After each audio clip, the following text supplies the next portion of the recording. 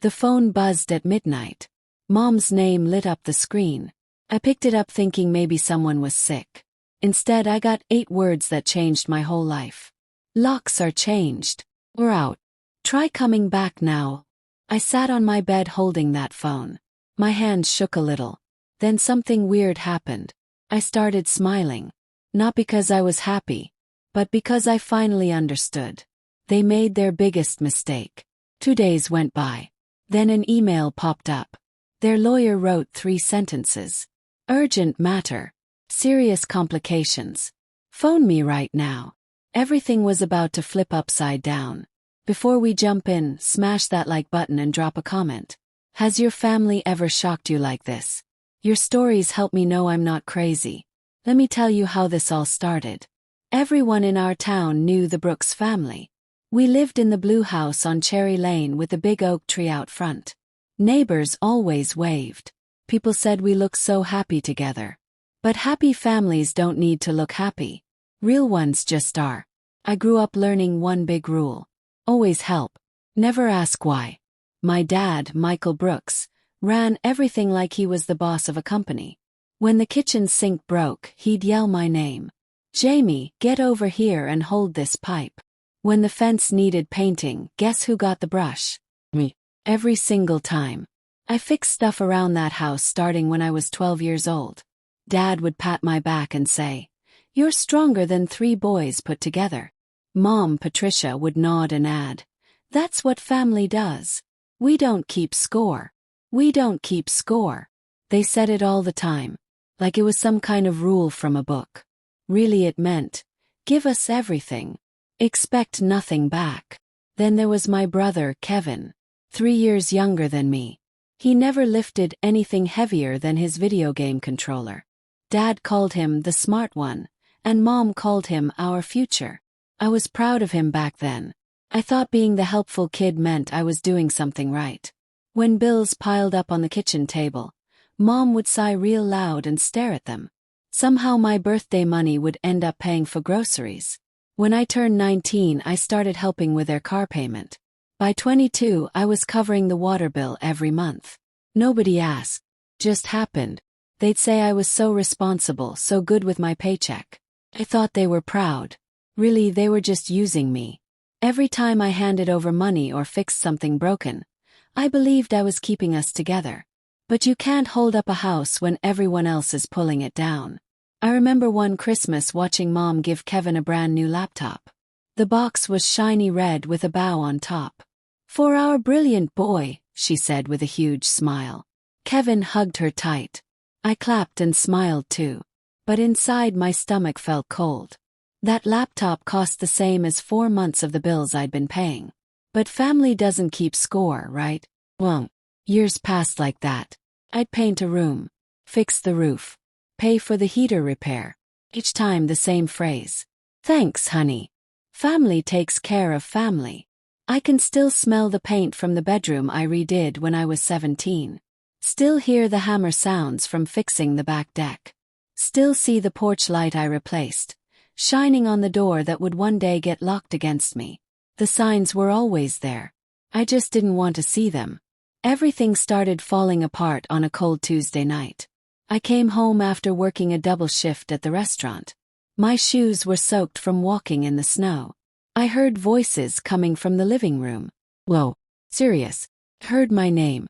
I should have walked straight to my room. But something made me stop and listen by the door. Mom's voice came through clear as day. "Jamie thinks all that help means something. But we never signed any papers." My heart started beating really fast. Papers. What papers? Dad laughed. It wasn't a nice laugh. "Kid's been fixing this place for free. That's on her for being so giving." Then Kevin spoke. His voice was quieter. "Won't she be mad when we sell?" Mom made a sound like a little laugh. "Mad about what? She gave gifts. You can't take back a gift." The room started spinning. I pressed my hand against the wall to stay standing. Sell. They were planning to sell our house. The house I'd put my whole life into. And they thought I had no right to any of it. For a few seconds I couldn't breathe right. Everything felt fuzzy and far away. The smell of dinner cooking mixed with this sick feeling in my stomach. If that word kept repeating in my head. All those years. All that work. All that money. They called it gifts. I walked to my room without making any noise. Each step felt heavy, like my feet weighed 100 pounds. I was supposed to be grateful. Supposed to be quiet. Supposed to keep helping. That's what they trained me to do. But something inside me broke that night. Not broke like crying. Broke like waking up. I didn't scream. Didn't run back and yell at them. Instead, I sat down at my little desk and opened my laptop. The screen glowed in the darkroom. I started remembering. Every payment. Every repair. Every time they said, just this once, and it turned into forever. Hours went by. The house got quiet. Everyone went to bed. I could hear the wind outside and the old heater clicking on and off. My fingers kept typing. Making lists. Finding old emails. My brain was awake like it hadn't been in years. Then my phone lit up. 11:52 at night. Text from Mom. Opened it. Locks are changed. We're out. Try coming back now. I read it 3 times.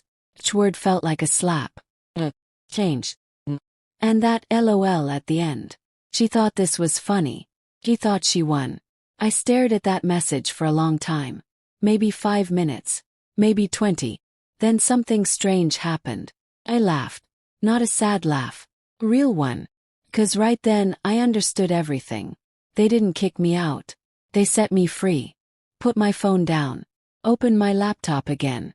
Started typing even faster than before. Not a text back to her. Not an angry message. List. Big detailed list. Dates, amounts, receipts, promises. Everything. Dad used to tell me, if you want it done right, handle it yourself. Okay, Dad. I will. By the time the sun came up, I had a folder on my computer called Evidence. Orange light came through my window. The cold air in my room started warming up. I made a promise to myself right then. This time I wasn't fixing anything for them. I was taking apart everything they built on top of me. The morning after getting locked out, I felt different. Not angry. Not sad. Just clear. Like someone turned on all the lights in my brain. I made coffee. Logged into work like normal. Started moving in total silence. They wanted to see what I'd do. They were about to find out. But not with yelling. With paperwork. During the day, I kept doing my job at the insurance office. My coworkers didn't know anything was wrong. But every lunch break, every evening, every free moment I was digging. Not in dirt. In records. I pulled up old emails from years ago. Bank statements showing every transfer. Receipts for the new water heater I bought them. Screenshots of texts where Dad asked me to loan them money. Copies of checks I wrote for the property tax. Every single piece of paper that proved what I'd given. I made a big chart. One side showed what I paid. The other side showed what they promised to pay back. The total wasn't just big. It was huge. $38,000 for house payments. $19,000 for fixing things. $12,000 for emergencies they made up. $69,000 of my life. Dad always bragged that I was the only one in the family who understood money. He just never thought I'd use that skill against him. When my computer screen filled up with proof, I printed everything. Made neat stacks. Put labels on each pile. Slid them into a box under my desk at my apartment. I wasn't planning to rush into anything. Good revenge is like cooking. You don't rush it. You let it get ready slowly. Over the next 3 weeks, I met with different lawyers. The first one patted my hand like I was a little kid and said, "Family stuff is always hard." The second one seemed bored. The third one was different. She was a woman with sharp eyes named Ms. Chen. She leaned forward in her chair and said, "You have a real case here. A strong one." She explained something called equity. It means when you put money and work into a house, you own part of it. Even if your name isn't on the deed. Intent matters too, she said. Intent. That word stuck in my brain. I thought about Mom's text again. Try coming back now, Ol. That wasn't just mean. It was proof. It showed they did it on purpose to hurt me. From that moment, every step I took was careful. I saved new emails. I kept recordings of voicemails where Mom pretended to check in. I backed up every file twice. Once on my laptop. Once on the internet cloud. At night, I'd sit at my kitchen table watching the cursor blink on the screen. My apartment was quiet except for the heater humming and the sound of cars outside. Rain would hit the windows. And I'd smile. Because I knew something they didn't. I was winning. By the time spring came around, everything was ready. My lawyer had all the papers prepared. We just needed one more thing. Something that showed they were really trying to cheat me. Came right on time. Exactly 2 days after the 1-year mark of that lock-changing text, I got an email. The subject said, "Property sale notice." They were selling the house. And they never told me. I smiled so big my face hurt. Perfect. They just gave me exactly what I needed. The day we all met at the lawyer's office felt calm. The sky was clear and blue. Birds were singing. I walked into the tall building downtown with my folder under one arm and my coffee in the other hand. My heart wasn't pounding. My hands weren't shaking. The worst part already happened. Getting locked out by people who were supposed to love me. The lady at the front desk walked me to a meeting room. White walls. Long brown table. A plant in the corner. The lights buzzed quietly. I sat down, put my folder on the table, and waited. A few minutes passed. Then the door opened. Mom came in first. She wore her church coat. The nice beige one she uses to look humble. Dad came next in his button-up shirt. His jaw was tight. His eyes looked angry. Kevin was last, holding his phone, looking nervous. "Jamie," Mom said in that soft voice she uses when she wants something. "You look thin, sweetie.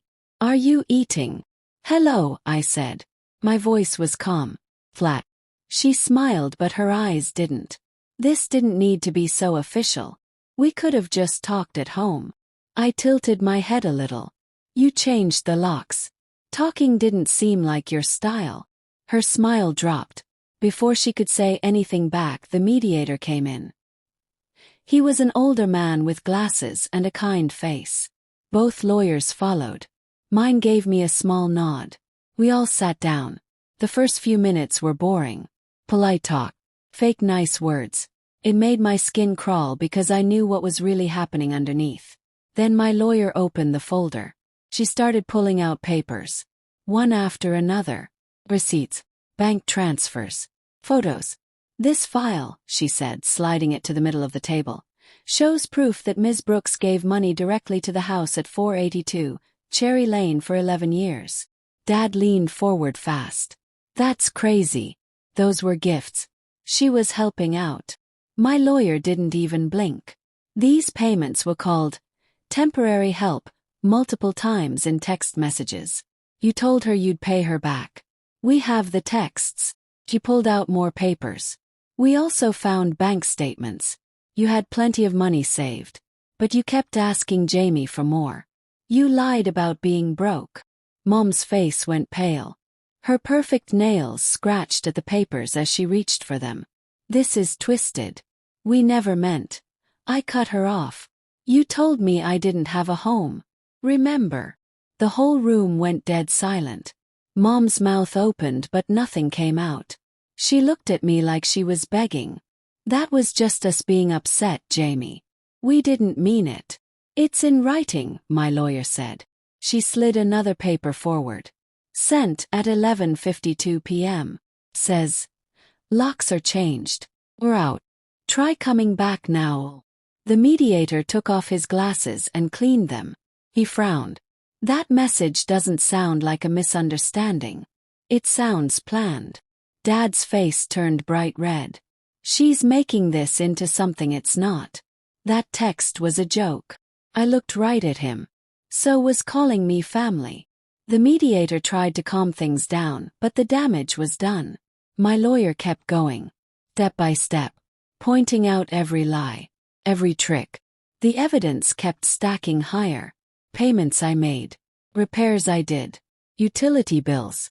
Even the receipt for the new locks they installed to keep me out. Then came the moment I'd been waiting for.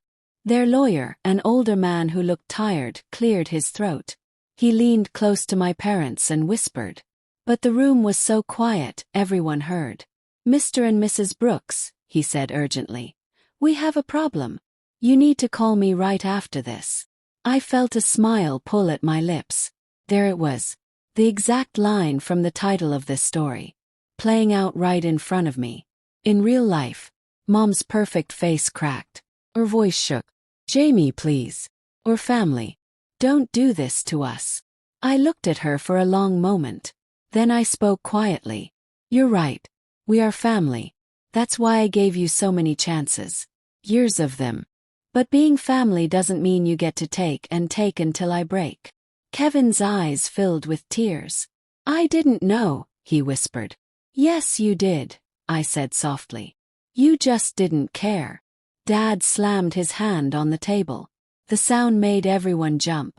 "After everything we did for you," I interrupted him. My voice stayed calm. "After everything I did for you. You didn't raise me. You used me." Nobody said anything for a moment. The only sound was the air conditioner blowing cold air into the room. The space between us felt like a giant hole. My lawyer spoke again. "We're asking for 50% ownership of the property. Or the same amount in money based on what the house is worth now." The mediator nodded slowly. "That seems fair given all this proof." Dad looked like he might explode. Mom grabbed his arm but he pulled away. Kevin just stared at the table like he wanted to disappear. When the meeting ended, my parents rushed out first, whispering fast to each other. Panic all over their faces. Their lawyer followed with his phone already at his ear. His voice was sharp. "Yes, I know. I told them we have a problem." I stayed sitting for a minute, staring at the folder in front of me.